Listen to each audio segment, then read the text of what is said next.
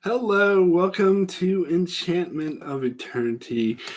This is my review, going to be my review for Game of Thrones Season 8, Episode 3. I am doing this live for several reasons because I usually don't do these live, but my computer is is being repaired at the moment. It broke the other day, so I'm using someone else's computer at the moment, so I can't edit together a video like I normally do, and I won't get a computer for a couple days, and I didn't want to wait that long to talk about this episode.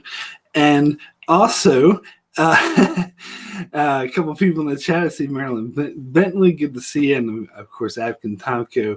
Curious to see if you feel the same way I do. Hey, Abkin is working on this review right now, and a couple other people in the chat.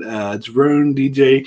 Anyway, so yeah, I usually don't do these live right after the episode because, like everyone else does, there's so many people streaming at the moment. But I just situation that comes to I had to computer whatnot, and plus I started a new job tomorrow morning, so I just wanted to get this out of the way. So let me just jump right ahead. Sorry, adjust this camera a bit. Let me just jump instead of like going in order or any bullshit like that. I don't want to bury the lead here. I just want to like jump right into the ending. Okay, so I don't know. I got Atkin is in the chat saying you're working on your review and you're curious to see if you feel the same way you do. I'm curious to feel this, how do you feel about this? But anyway, what's going on? Doomsday, if you haven't seen it yet, go away. Don't spoil stuff. Yeah, that is a point that I am getting into total spoilers. I usually give that warning before this episode, before I do my review. But anyway, the ending. Because Afghan Tomka, my brother, is in the chat. I heard him say earlier that if the White Walkers and the Night King were defeated at Winterfell, that he would quit the show. So, are you quitting the show?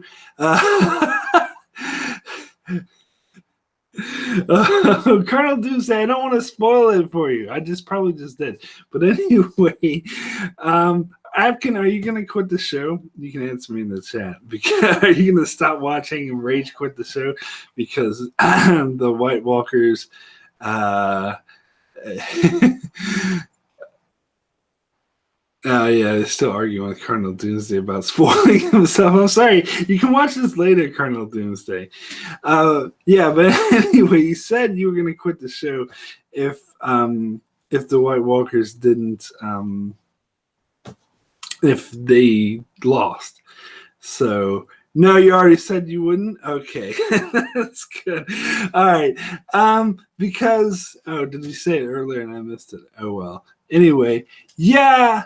Because I'm actually happy with it. I'm fine with the fact that that the White Walkers were defeated and the Night King was defeated. I gotta tell you, I really was not expecting that.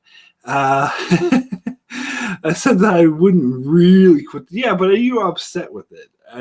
Rather than saying quit the show, do you think there was a huge fault and the episode sucked or whatever because of it? Because I gotta say, I'm actually fine with it.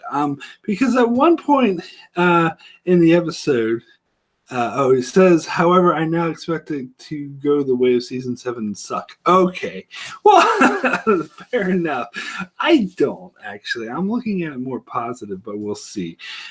Because partway through the episode, I was really getting the sense that there's no way anyone's going to survive this if the Night King wins. If the White Walkers win, I didn't see anyone walking out of that alive. I think...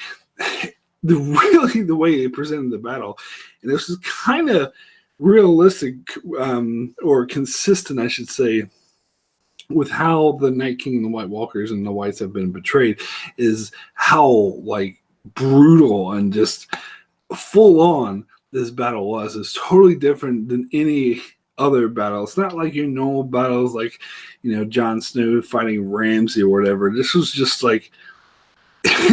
absolutely brutal, and it came to a point in the episode where I feel like no one's got walking out of there alive unless the Night King dies. So I kind of maybe like halfway through or 3/4 of the way through, I was like, that Night King is actually going down because otherwise everyone's dead. Jon, Daenerys, Sansa, Tyrion, everyone's going to die unless the Night King dies.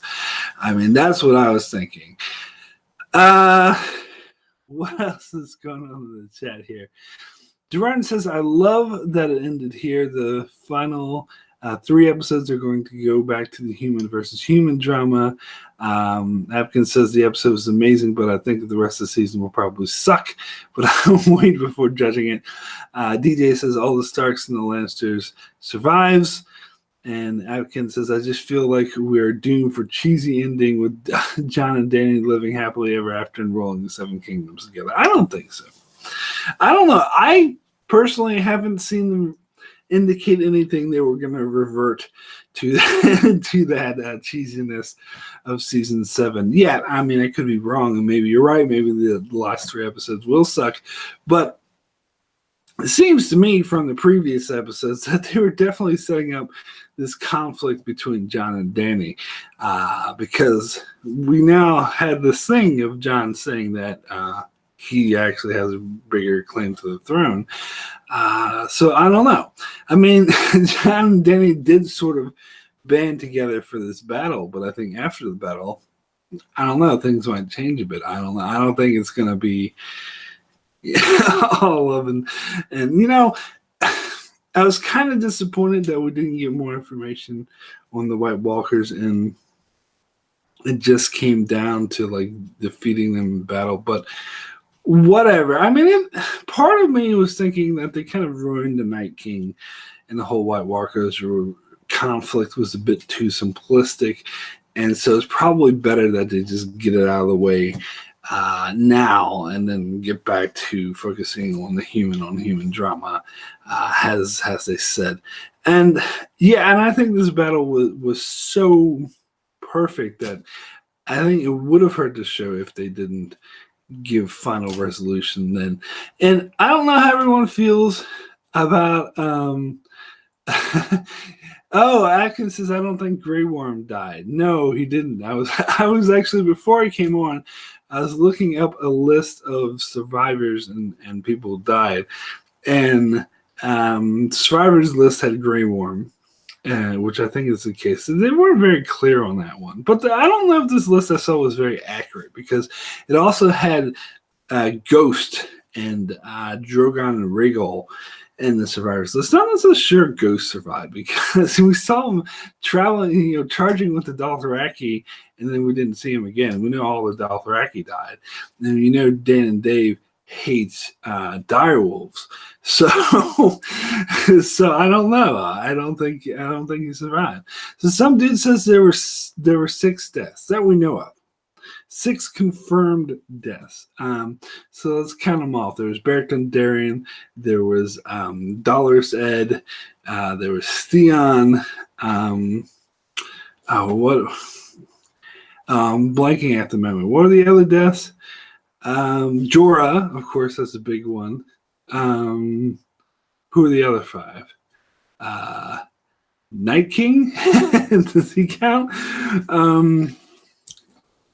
I don't know. I'm blanking. Let's see.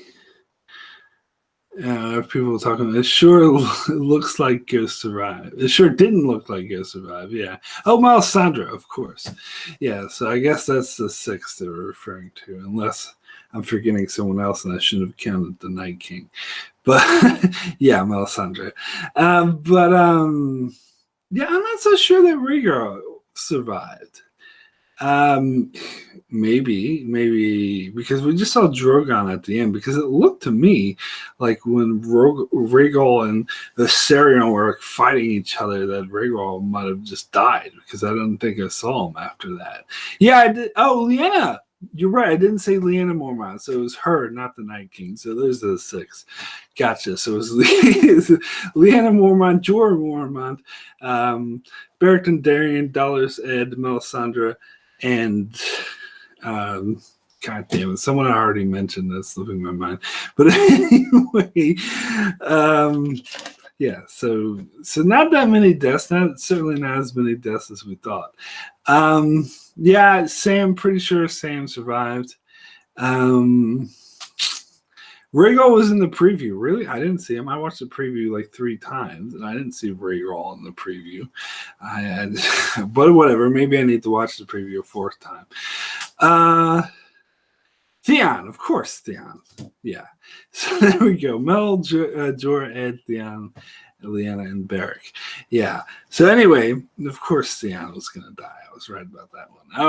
We'll do the whole tally up who was right and who was wrong. We'll do our discussion together at the moment. But yeah, we both got the freaking Night King wrong. We were both like completely deadpan certain that he was going to die. He was going to survive this battle, and that the White Walkers would go onward. But yeah, I don't know. How do you guys feel about Arya being the one that killed him? Because I'm happy with that. I mean, I like the way they were kind of building up to it, with Melisandre sort of ignoring, saying, "Oh, that was just such a great moment where she did that callback." It's kind of similar when she said, nothing, Jon Snow, to him, where she called back to what Syria Farrell used to say to her all the time, saying, "What do we say to the god of death?" And that was sort of, I won. Okay, well, we'll talk about that later.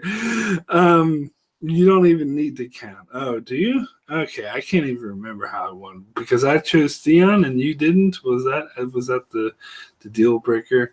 But anyway, because it was Mel, Ed. Yeah, because we all picked the same, all of them except for Theon. I think you didn't pick Theon and I did. I think that was the only difference between us. We didn't know Melisandre was going to be there, so we didn't even mention her. It's kind of weird how she just showed up at the last second. In the preview at 0.21 seconds, you see Drogon and Rhaegal flying. Okay, well, I'll take your word for it. I'll go watch the preview again. I don't remember seeing this, but whatever. Not an ice zombie. I thought perhaps that, how the ice dragon was like shooting flames at right at the very end, and with Jon Snow, he was trapped behind the wall. I thought that actually might have been Rhaegal. I thought maybe Viserion died, and the Night King, when he did the raising, he raised Rhaegal and made him an ice dragon. But I guess I'm wrong. I guess he survived. It didn't seem like he survived. Where the fuck was he towards the end of the battle if he was alive? I don't know. Yeah. What else is going on? Disappointed in Bran. He should have worked. Yeah, that's kind of fan service. Yeah, I don't mind that they didn't do that, to be perfectly honest. But yeah, Arya killing the Night King. I liked it. I thought. How did she get so close to him, though? Because the way it was shot, you didn't really... they showed, right before she went up to kill him, they showed this other White Walker sort of looking over, so maybe, she was being stealthy using her faceless men abilities. I thought for a second that maybe she, put on the face of a White Walker, but I don't think that would be really realistic. I don't think that would work. I think it's implied that she just really stealthily, snuck up, and the White Walkers didn't notice her until the last second. It was too late because she was ready, jumping in the Night King. And I like how, he caught her, but she dropped the dagger and then stabbed him with it. It was kind of a callback to her battle, her sort of practice battle with Brienne in season. It was the previous season 7, yeah, because she sort of did the same thing where she was looking up front, but she got her and the side with the dagger. So I thought that was a pretty cool thing to go. But I wonder, does this make Arya Azor Ahai? Or have we just forgotten about that whole thing? Because I don't think nobody thought that she was even a possibility for that. So I don't think it does. I don't know. But isn't Azor Ahai supposed to be the one who ends the long night? I don't know. Would have been neat if Arya somehow had Bran's face and tricked the Night King. Yeah, I mean, I would have wanted to see her use her faceless abilities more. Um, let's see what's going on. Just reading the chat at the moment.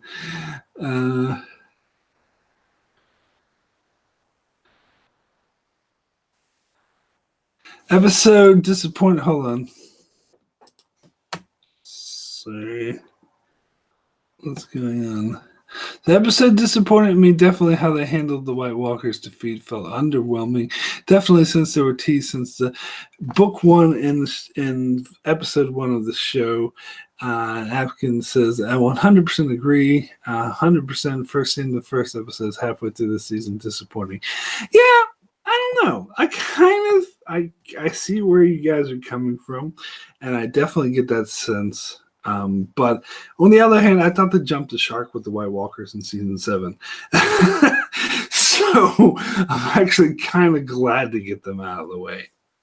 And I thought this was a very good way to defeat them, a very good way to end the battle. I don't think they necessarily needed to keep them to the end. And the more I thought about it, if we were thinking like the White Walkers would get to like, King's Landing or something, or that far south, by the time the Night King and the White Walkers got there, humanity's already lost. So if they got that far, then they would have to go with the ending where everyone's dead and the Night King wins, or maybe they kill the Night King but no one's left alive in Westeros. Because if you think about it, they have established that, how Beric said that everyone north of here is fighting for the Night King. So it's sort of, I don't think he would just beeline, take a straight line to King's Landing. No, he would go all over the fucking continent and have the White Skull over everywhere, killing everyone as they go. So the more I think about it, the more I think, yeah, they did kind of need to kill the Night King here in Winterfell. And also, I think that, yeah, definitely the way the battle is going, there's no way anyone there could have survived. Maybe one or two people, but nowhere anyone could have survived. Like Jon could have flown away on the dragon and be like, screw you guys, I'm leaving. But of course that would be completely out of character for him. Maybe Dany maybe be less out of character for her. But yeah, basically it was defeat the Night King or everyone dies. I don't know. That's just the way the scene, the episode was presented to me. So maybe Cersei would get those elephants for a bigger threat than the White Walkers. All right, so getting too caught up in the chat here. I'll talk to you in a couple days after.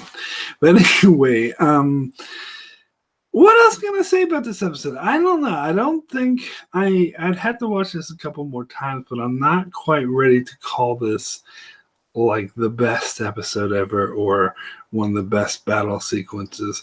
I think to be perfectly honest, I think the first half of the episode was a bit slow. Maybe I will feel a bit differently on the rewatch, but I was kind of thinking, get on with this shit. And it felt like kind of dumb for the Descendant Dothraki up first, because it's like, of course they're all gonna die. I mean, why would you do that? Why don't you seems like the smarter move would be for everyone to stick together, wait for the White Walkers to come and deal with them that way. Also, I hate to say this because I said this about Discovery, but I lost a sense of geography in this battle, at least the first part of it. Although it's not the same thing with Discovery, because Discovery was explosion diarrhea. This wasn't explosion diarrhea. This was very good, well fought battle sequence. I just think I wish they would have used wides more, and so I had a better sense of what was going on. Sometimes they were using close-ups too much, and I didn't really know who was doing what or who was alive, and we didn't really see Davos like for most of the battle, and then so I thought maybe he was dead, but he just pops up at the end wanting to kill Melisandre. How did he survive? He's not that good of a battle, and plus a fighter, and plus like some of these scenes where they showed the Whites overwhelming Winterfell made me think everyone was dead and there was hardly anyone left alive. But you see the preview for next week's episode, you see like Daenerys with a huge unsullied army. I was like, how does she have that big of an army? I thought most people were dead. But yeah. Anyway, I'm glad they didn't do the whole thing about the crypts with the people with the Night King rising, the deads in the crypts, and now killing everyone. I mean, maybe it would make a little bit of sense, but I'm glad they didn't do that. All right, so Simba Trey says, one thing I think we can all agree on in this one episode was better than the entire last couple seasons of The Walking Dead. Definitely how they botched it and stretched out the Negan storyline. Well, that's not a very high bar. Come on. Pretty much anything is better than the last couple of seasons of The Walking Dead, although I wouldn't be able to tell you how good the last season was because I didn't watch it. I gave up on that show. Anyway, yes. Yeah, sorry, the chat's going too fast for me to keep track of. It's too dark. I hate that they made it super hard to follow. Yeah, that's true. Like I praised the hell out of Miguel Sapochnik, particularly for Hardhome, the Battle of Bastards. But this one, they did make it a bit too dark and hard to follow at times. Not always, just sometimes. Like when Danny and John were like flying in the dragons, and there was a huge gust of wind, they couldn't see anything. It was supposed to be like that. So when that was dark and you couldn't see anything, that made sense for the story because it put you in the perspective of those characters who couldn't see anything. Although it does seem to me that they could have come down further with their dragons and attacked a bit more. But whatever. I didn't really hate the ice dragon in this scene, like I was gonna call the Night King Dr. Colossus and the White Dragon fan server Theon. But I mean, they weren't actually that bad, and I actually think I like the fact that they didn't use them that much this season. When is Tyrion going to do something? Probably in the next 3 episodes. He needs to do something that he uses his mind. I bet you he is going to do something huge that's going to have a huge impact on things going forward. Apkin says, but they did raise the dead in the crypts, Mark. They did? That's not what I thought happened. I thought the Whites ran through the walls because they were invading Winterfell. But I don't know. Maybe I'm wrong, but I didn't see them. Coming. It didn't seem like they were coming from the tombs. It felt like they were breaking inside. But whatever. I don't know. Maybe I'm wrong here. I don't know. Let's see. Stark is saying there used to be a show that would never pull its punches or rely on conventional Hollywood storytelling. Yeah, but season 7 put an end to that. It was so dark I couldn't even tell if they were raised from the tombs. Yeah, I got the impression. Man said yes, the dead came out of the tombs. Okay, if you guys say so, it didn't seem that way to me. There was a dead coming out of the crypts. Okay. All right, if that's what you guys say. I didn't think that's what was happening, but I got the impression that the Whites like had invaded and gotten through and were smashing through the walls to get there. But whatever. Okay, that's fine. If that's the case, then I didn't mind them doing it. Okay, so everyone in the chat is saying they're coming out of the tombs. Okay, whatever.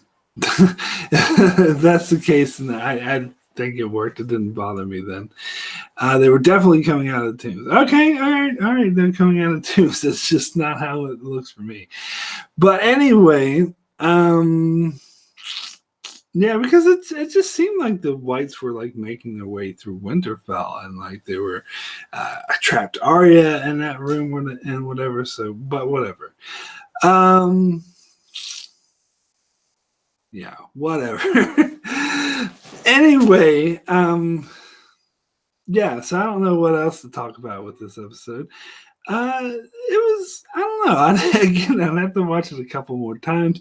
I think Jorah's death was very good, very well earned. I liked Lyanna Mormont's death. Some people were saying that was fan service, but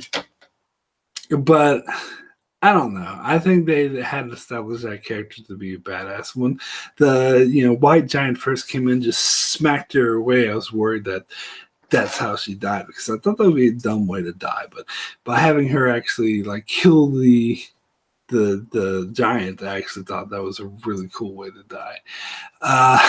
Yes, you guys keep saying that. I already meant it. Move on from that. Anyway.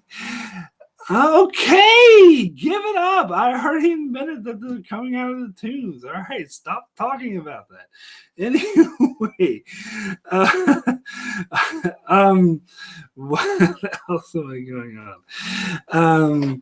So, yeah, the Mormont stuff was cool. Theon's death was cool. So pretty much all the deaths were cool. Some people were complaining about Dolorous Ed's death being too soon. And it's kind of the cliche that, oh, you help someone and then you get killed. But I kind of liked it, to be honest. I think that they did need a major death. I think that they did need a major death in towards the beginning of the episode. Yeah, so I thought that worked to sort of just pace. You got to pace out the amount of deaths. So you have to have one at the beginning and one at the middle, because if they all come at the same time, they get a bit too overwhelming. Yes, I can. Anyway, anyway, what else was I saying?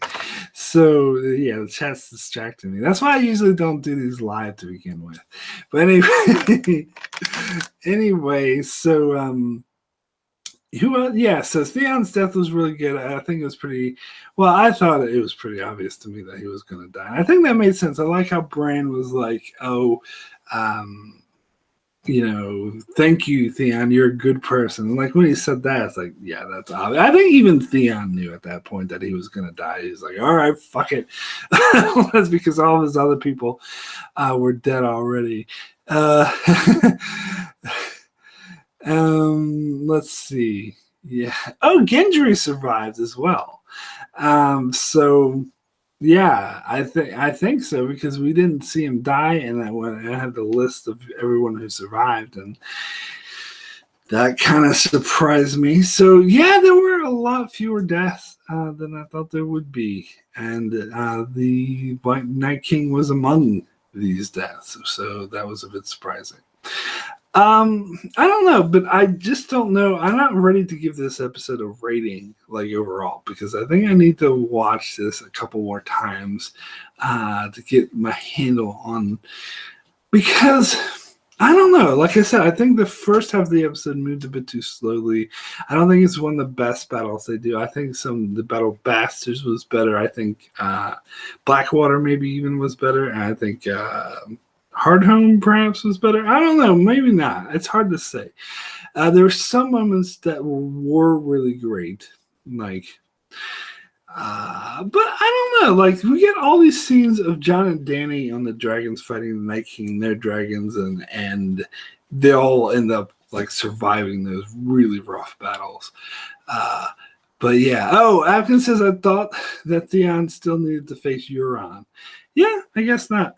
But as you said, like, how is Theon really going to defeat Euron? I mean, that would have been cool, but really, Theon can't defeat Euron. But I guess maybe they'll have Yara have it out with Theon. Yeah, but I don't know.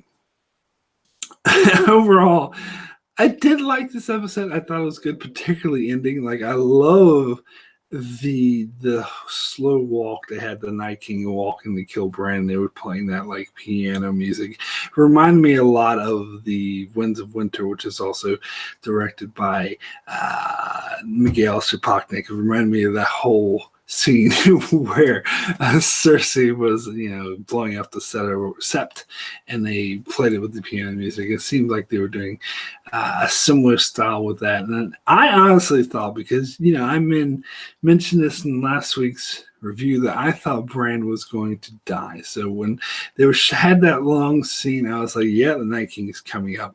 He's going to kill Bran. I was totally did not expect Arya to just come out of nowhere.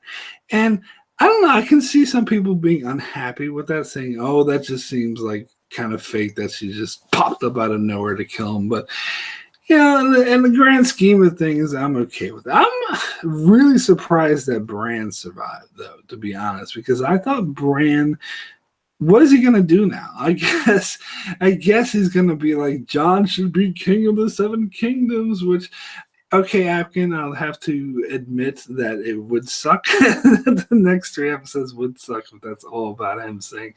But I hope there's more to it than that. I hope there's just more to it than Jon sitting on the throne happy ever after. I hope we get a lot more sort of curveballs and twists and turns. And quite frankly, I think season 8's been really good so far. So I'm still willing. I'm actually not still, but I am willing to give the showrunners the benefit of the doubt. Now, it does make me less likely to think that Arya is going to kill Cersei, because Arya killed the Night King. If Arya also kills Cersei and the Night King, then that's a bit overkill, right? We need to spread this level around. We need someone else to kill the Night King.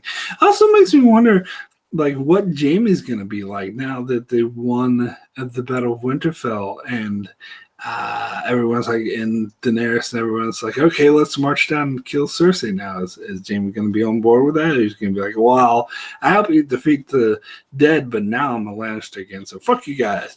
But I don't know, because it seemed like he burned his bridges with Cersei, and they're on bad terms, and he can't forgive her for not defending against the White Walkers. So I don't know. I think Jaime might actually fight against the Lannisters. We'll have to see about that. But did Bran work Theon like he did Hodor? No, I don't think so.